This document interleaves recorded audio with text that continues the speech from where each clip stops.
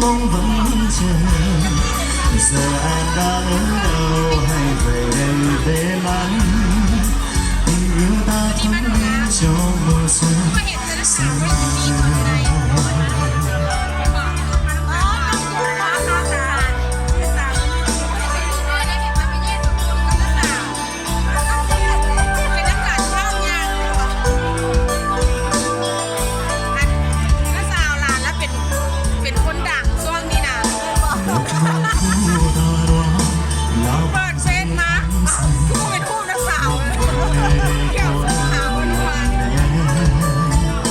Từ khi em ra đi, từ hàng cây trúc xanh, dường như cũng nỡ xót rơi nhiều.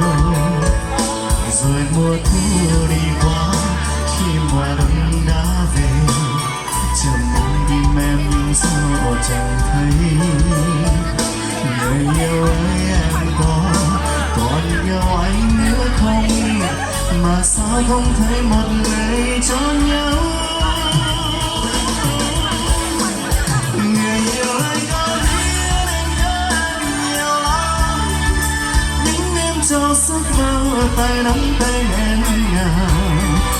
Lòng hạnh phúc biết bao ngày rằng em còn đây, đâu vẫn cha ơi ôi tình